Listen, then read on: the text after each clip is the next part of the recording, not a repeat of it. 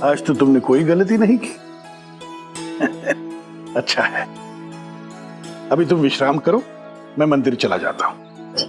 भाव, हाँ चलिए मैं आपको मंदिर छोड़ देता हूँ। हाँ चलो आओ। आइए।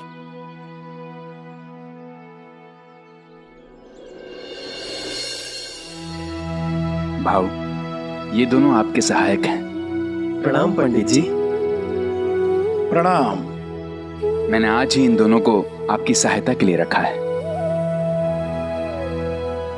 मंदिर की साफ सफाई और व्यवस्था बनाए रखने में ये दोनों आपकी मदद करेंगे। ये अच्छा हुआ, गांव में कोई तो अपनी स्वेच्छा से प्रभु की सेवा करने के लिए तैयार हुआ है। देखिए, प्रभु की सेवा में कोई भी कमी, कोई भी चूक मैं बर्दाश्त नहीं करूंगा। पूजा का हर कार्य विधि पूर्वक और शास्त्र संगत होना चाहिए। मेरी धर्मपत्नी सूर्योदय के पहले ही उठ जाती है। क्यों? क्योंकि उसको पूजा की सामग्री जमा करनी होती है, उसकी तैयारी करनी होती है। कल सुबह से आप लोग सूर्योदय के पहले मेरे घर पहुंच जाएंगे और पूजा की सामग्री यहां मंदिर पर ले आएंगे। मेरे मंदिर पहुंचने से पहले। जी पंडित जी, आप निश्चिंत रहिए, आपको शिकायत का मौका नहीं देंगे। शिव शिव शिव।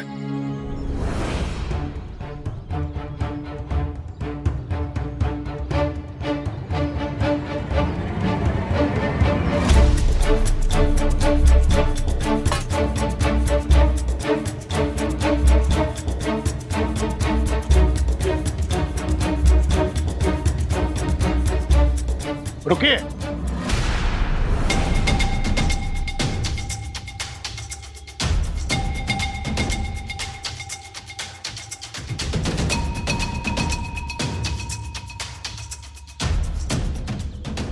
ये क्या कर रहे थे आप?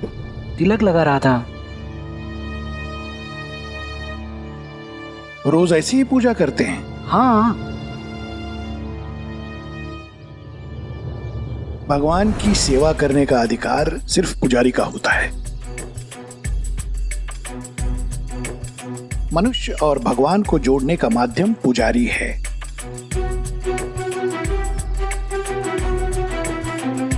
आपकी प्रार्थना, आपका चढ़ावा, वो प्रभु तक पहुंचाने के लिए मंत्रोच्चार करने पड़ते हैं, अनुष्ठान करने पड़ते हैं,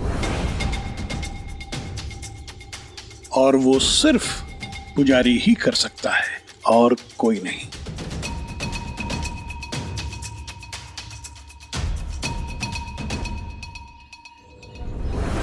ऐसा है क्या?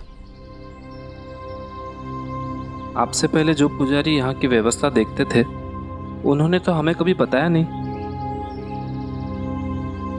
ना मानसापति जी ने कभी ऐसा कुछ कहा।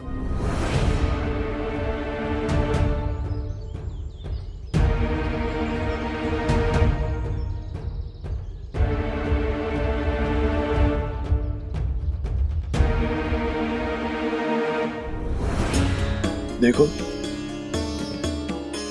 जितनी जल्दी हो सके इस जगह को घेर दो, और जो भी भक्तगण आएंगे वो कतार में आएंगे और मेरे द्वारा ही पूजा संपन्न करेंगे। ठीक है? जी पंडित जी।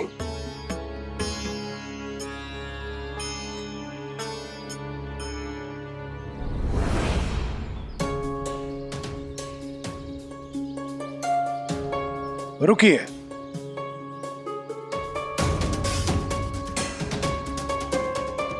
आप लोग अपने पादत्राण अपने घर पर छोड़कर आएंगे।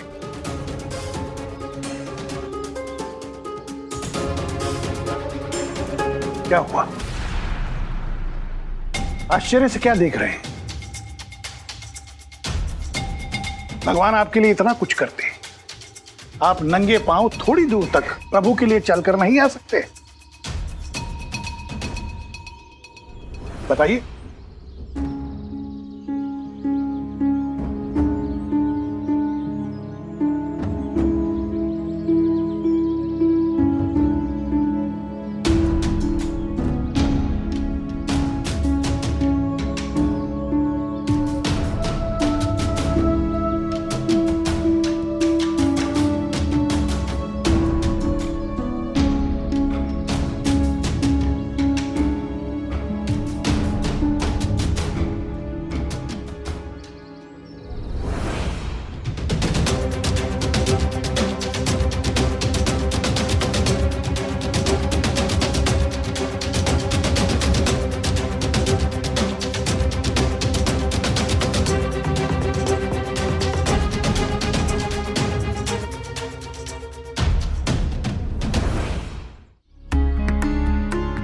मालसापति, जी भाऊ।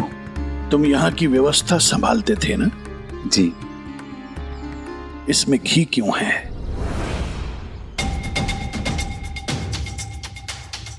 तिल का तेल होना चाहिए ना? जी भाऊ। तो फिर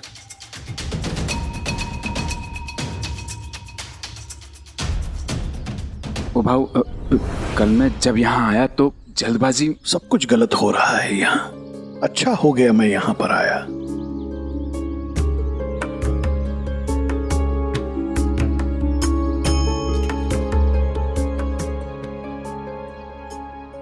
मुझे यहाँ आकर 1 दिन हुआ है,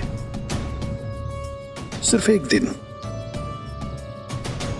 और इतने कम समय में मैंने ये जाना, मैंने ये पाया कि यहाँ शिरडी में कोई भी कार्य विधि विधान शास्त्र सम्मत नहीं हो रहा है।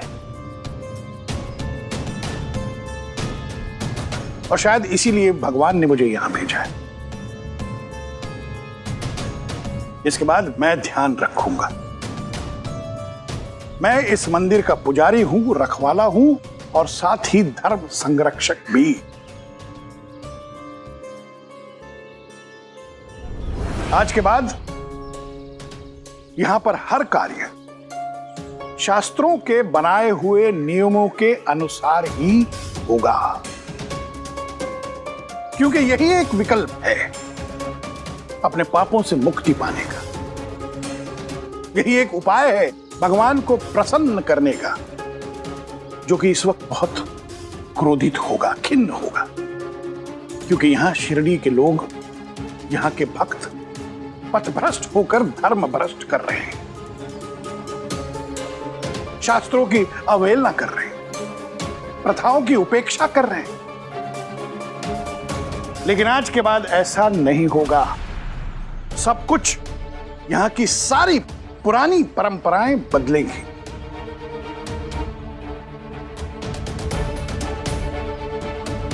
हर कार्य शास्त्र के नियमों के अनुसार ही होगा और वो मैं करूंगा।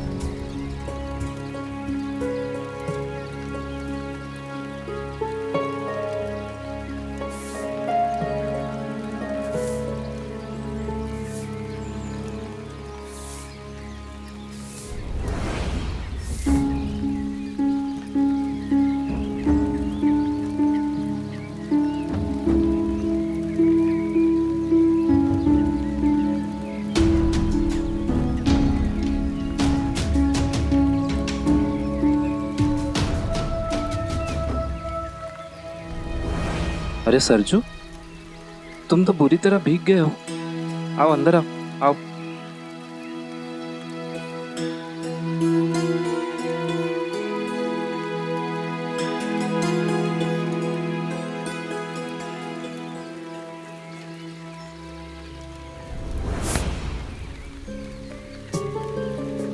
यहां नहीं। अरे, तुम्हें तो भीग जाने की वजह से तेज बुखार है। अंदर आओ।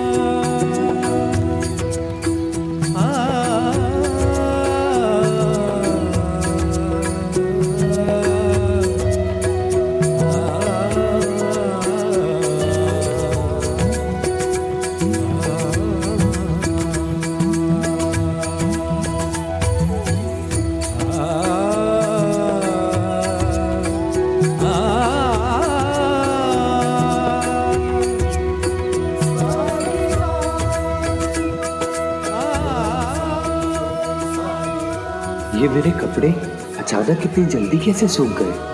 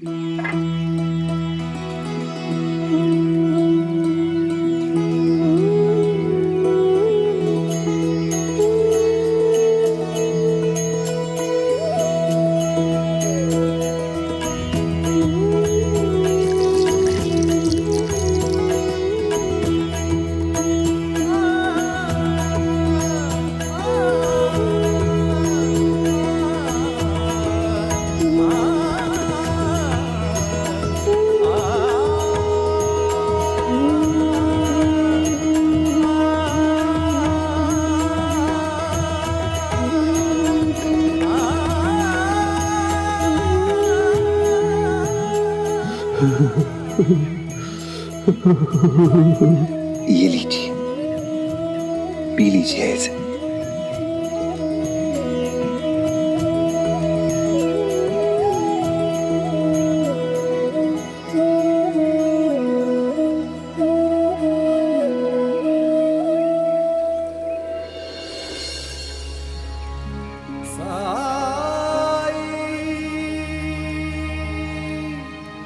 अब कैसा लग रहा है? बिल्कुल ठीक लग रहा है साईं।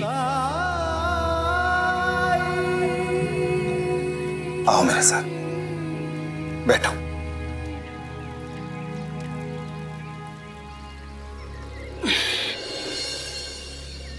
पर तुम्हारी ये हालत हो कैसे गई थी? पापी पेट जो कराए करना पड़ता है साईं। 2 दिन से काम की तलाश में भूखा भटक रहा हूँ, न रोटी मिली न काम। आज फिर काम की तलाश में घर से निकला था, अचानक बारिश शुरू हो गई। भीगता भागता एक घर के सामने जाकर रुक गया।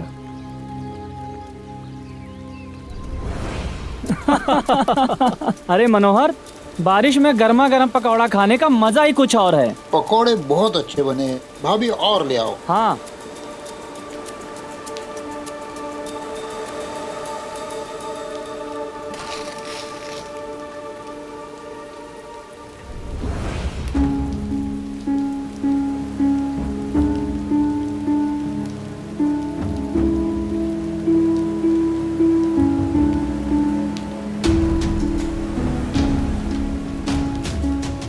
साहेब, साहेब, क्या हुआ? साहेब कोई काम मिलेगा? 2 दिन से कुछ खाया नहीं, बड़ी भूख लगी है। अब इतनी बारिश में तुझे क्या काम दूं? मैं कुछ भी कर लूंगा साहेब। छत ठीक करवानी हो, घर की सफाई करवानी हो या बाजार से सामान लाना हो, मैं कुछ भी कर लूंगा साहेब। बारिश मेरे काम के आड़े नहीं आएगी। मगर बारिश में तू काम कैसे कर पाएगा? पेट थोड़ी ना मौसम देखता है साहेब, वो तो बस रोटी मांगता है।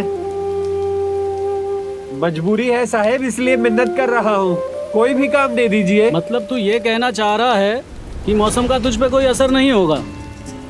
चाहे कितनी भी बारिश हो, चाहे कोई सा भी मौसम हो, तू कभी भी कोई भी काम कर सकता है। और बीमार पड़ गया तो? और काम छोड़ के भाग गया तो? नहीं साहेब, मुझे कुछ नहीं होगा, मैं भागूंगा नहीं। मैं किसी भी परिस्थिति में काम कर सकता हूँ साहेब। अरे मनोहर, बारिश का मजा लो, कहाँ उससे बहस कर रहे हो? हकाल दो उसे। कोई भी काम दे दो साहेब, कुछ भी, मैं कर लूंगा साहेब। यकीन ना हो तो शर्त लगा लीजिए।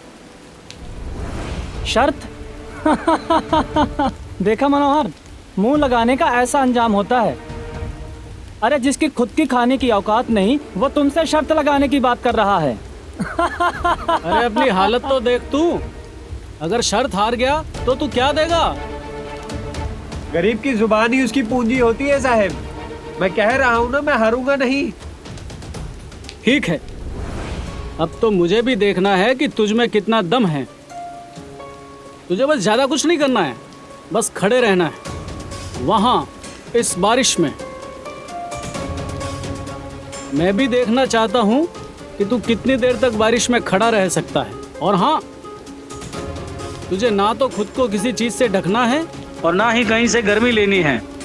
अगर बारिश खत्म होने तक तू खड़ा रहा तो मैं तुझे सोने के 2 सिक्के दूंगा।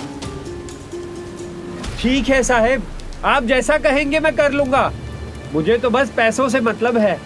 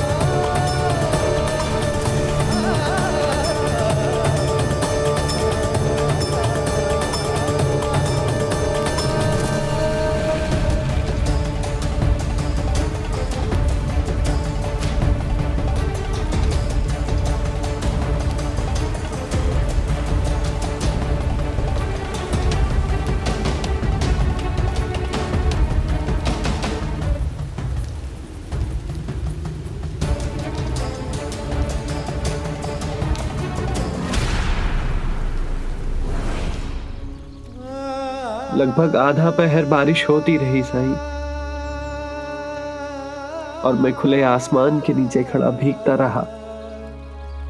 मेरा शरीर जवाब दे चुका था, लेकिन मैंने हिम्मत नहीं हारी, हार नहीं मानी।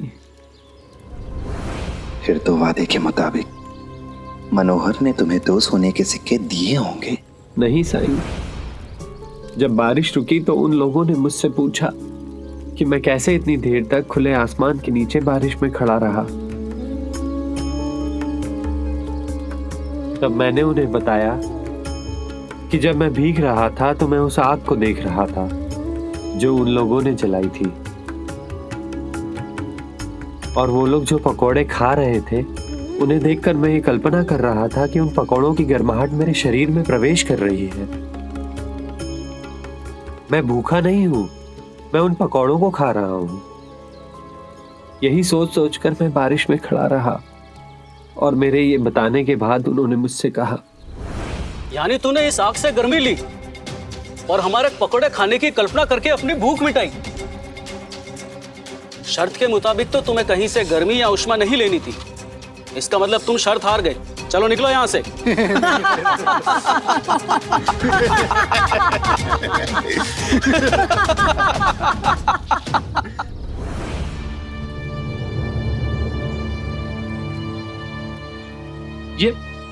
ये तो गलत किया उन्होंने साईं।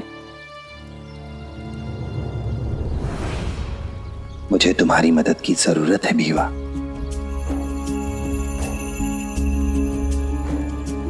मनोहर और उसके साथियों के पास जाओ और उनसे कहना कि साईं ने तुम्हें अभी द्वारका माई में दावत पर बुलाया है।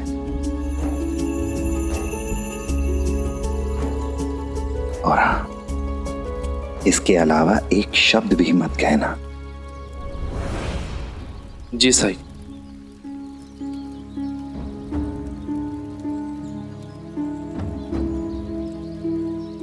साईं, उन लोगों ने मेरे साथ धोखा किया और आप उन्हें दावत में बुला रहे हैं। सबूरी सरजू, सबूरी। तुम ऐसा करो, बाजार जाकर अपने लिए काम ढूंढो, और जैसे ही काम मिल जाए मुझे आकर बताना। और हाँ, तुम भी एक बात याद रखना, जैसे उन लोगों ने तुम्हारे हक के पैसे ले लिए, तुम किसी का कुछ मत लेना।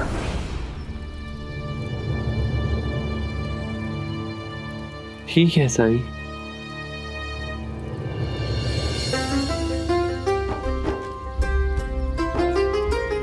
कमाल है, साईं से कहा कि मैं 2 दिन से भूखा हूं, तो उन्होंने मुझे कुछ खाने के लिए भी नहीं दिया।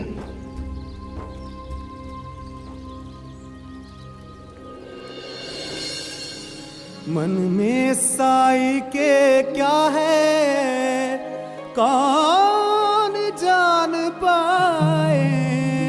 ओम साई ओम।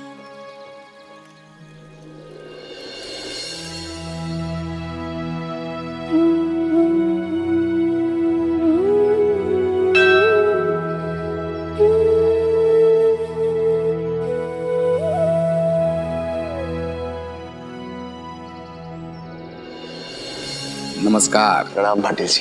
प्रणाम प्रणाम। कैसे चल रहा है विद्यालय? सब अच्छा चल रहा है।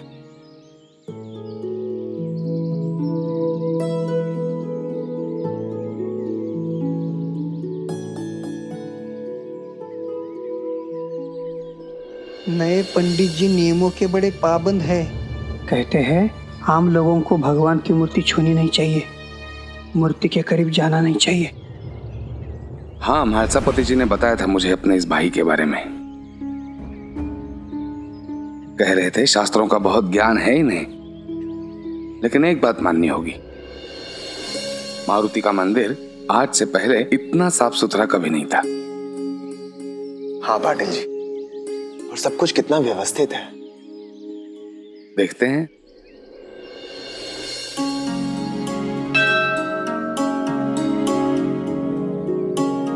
पंडित जी, ये लीजिए प्रसाद।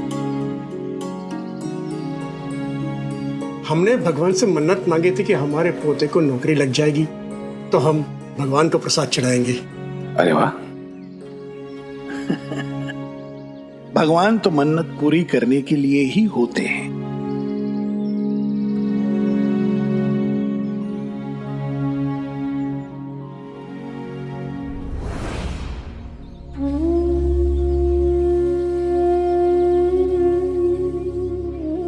शिव शिव शिव।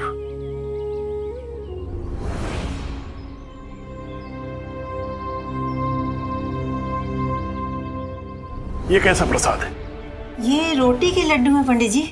वो तो मैं देख रहा हूं, लेकिन आपके रोटी के लड्डू मैं नहीं चढ़ा सकता।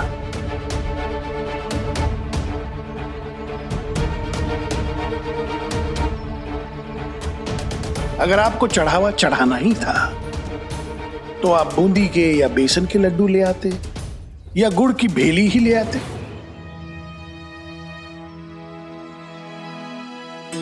लेकिन पंडित जी, हनुमान जी को हम रोटी भी तो चढ़ाते ही हैं ना, और मैं तो सालों से मंदिर में यही लड्डू चढ़ाती आई हूँ। शिव शिव शिव, घोर अनर्थ। देखिए, शास्त्रों में सही सही और साफ साफ लिखा है भगवान को क्या दिया जाता है और क्या नहीं दिया जाता।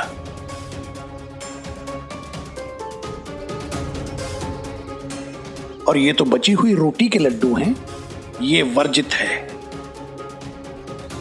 ये मैं नहीं दे सकता। इससे भगवान क्रोधित हो जाएंगे, भगवान का अपमान होगा। पंडित जी, अगली बार से ले आएंगे। अभी बेसन के लड्डू लेने बाजार गए तो आते आते देर हो जाएगी, और वैसे भी हम बाकी मंदिरों में तो यही प्रसाद चढ़ाते हैं। बाकी जगहों पे क्या होता है ये मैं नहीं जानता, लेकिन मेरे मंदिर में सब कुछ शास्त्र सम्मत होगा। पुजारी का क्या कर्तव्य होता है? भक्तों को सही मार्ग दिखाना, विधि को समझाना, है ना? अगर कर्म कांड में गलती हो गई तो प्रभु तो नाराज हो जाएंगे।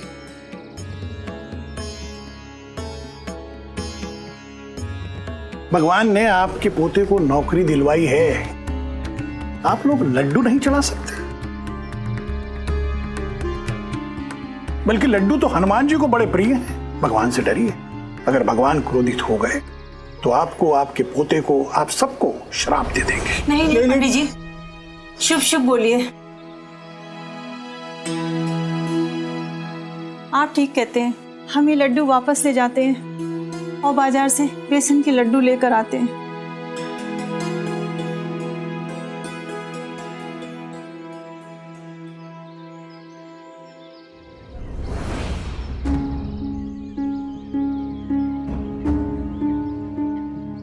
पाटिल जी, अब मैं निकलता हूँ। बाजार जाकर मुझे कुछ खरीदारी करनी है। बरसात शुरू हो जाएगी तो फिर से मुश्किल हो जाएगी। हाँ, खरीदारी तो मुझे भी करनी है, साथ में चलते हैं। चलिए श्रीकांत जी। चलिए चलिए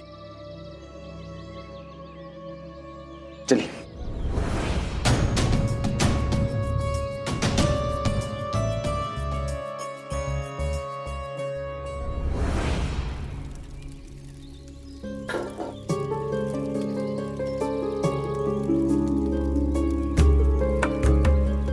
प्रणाम साईं। प्रणाम साईं। राम जी भला करे। आप लोगों का स्वागत है। आपकी ही प्रतीक्षा थी मुझे। शुक्रिया साईं। हमें तो जब भीमा ने बताया तो विश्वास ही नहीं हुआ कि आपने हमें दावत पर बुलाया है। आज खिचड़ी खाने का मन था तो सोचा आप लोगों के साथ ही खाई जाए। बहुत अच्छा सोचा साईं। आपके हाथ की खिचड़ी में जो स्वाद है वो तो राजा महाराजाओं के 56 भोग में भी नहीं है। आप लोग वहां बैठ के थोड़ा इंतजार कीजिए, खिचड़ी पकने में भी थोड़ा वक्त है। हाँ हाँ साईं, वैसे भी अभी हमने थोड़ी देर पहले गर्मा गर्म पकौड़ों का आनंद लिया है। अभी थोड़ी देर तो इंतजार कर ही सकते हैं। बैठिए। शुक्रिया।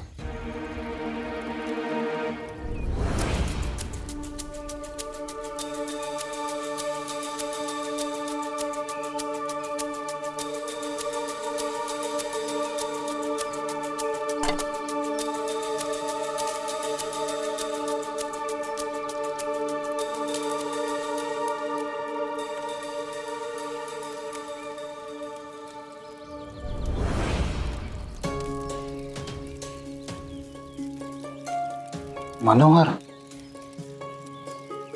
पतीला तो वहां जमीन पर रखा है, तो खिचड़ी कहां बन रही है?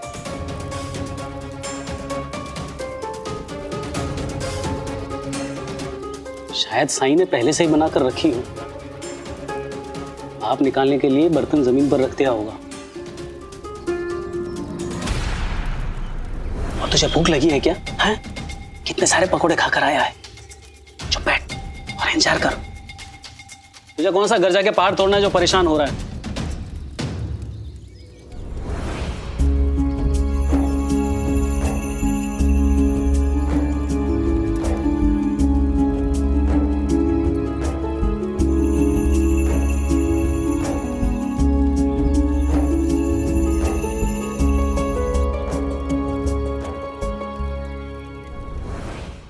धार्मिक वीडियो सबसे पहले देखने के लिए हमारे चैनल को सब्सक्राइब करें और बेल आइकन दबाएं।